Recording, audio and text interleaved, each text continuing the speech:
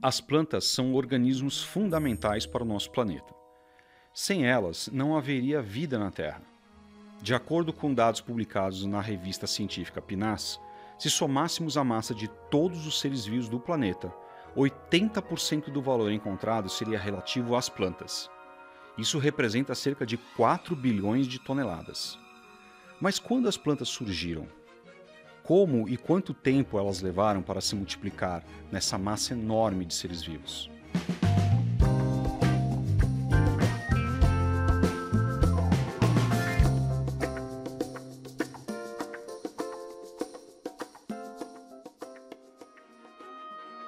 Uma das hipóteses mais aceitas pelos cientistas é a de que as primeiras plantas a evoluírem no ambiente terrestre foram as briófitas, há cerca de 400 milhões de anos.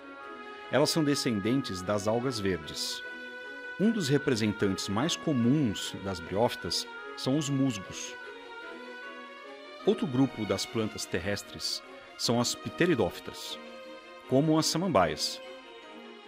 Provavelmente, elas e as briófitas possuem um ancestral comum.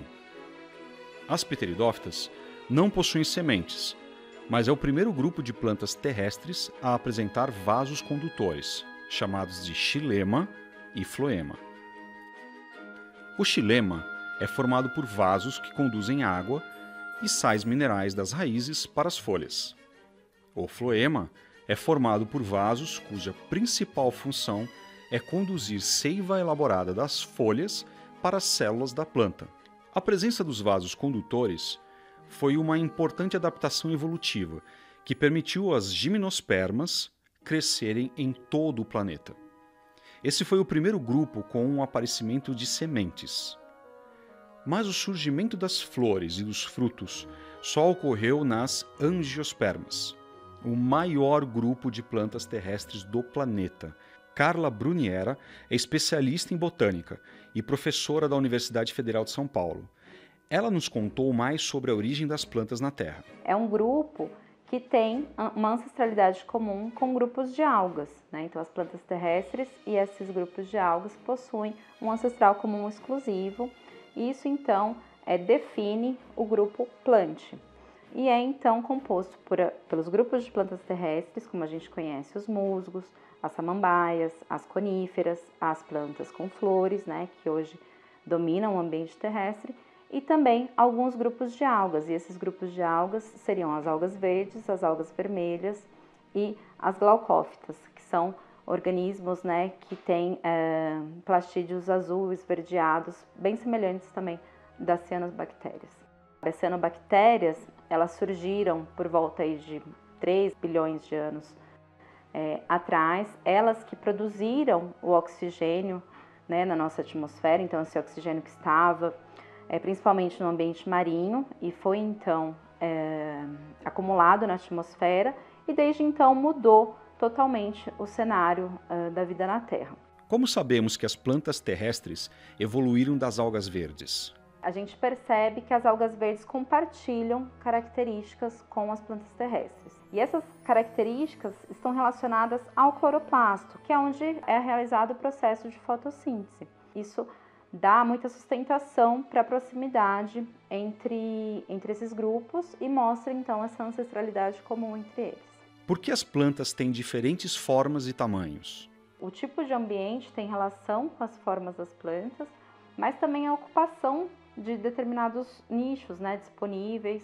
Isso tem muita relação com essas adaptações aos diferentes tipos de ambiente. Em uma floresta tropical, a gente vê plantas grandes, com grande diâmetro, folhas bem amplas, né? Enquanto que em ambientes com limitações, tanto na umidade quanto extremos de temperatura, a gente vai ver outras formas, né? Então, vamos ver um hábito mais suculento, ou seja, plantas armazenando, né, água nos seus tecidos, folhas reduzidas.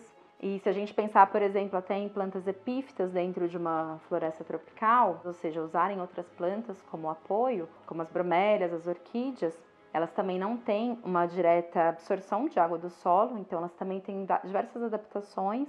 90% aí das plantas terrestres são as plantas com flores, né? São as angiospermas que estão totalmente ocupando e inclusive substituíram as gimnospermas, que são as coníferas, que foram já muito abundantes há cerca de 100, 150 milhões de anos atrás.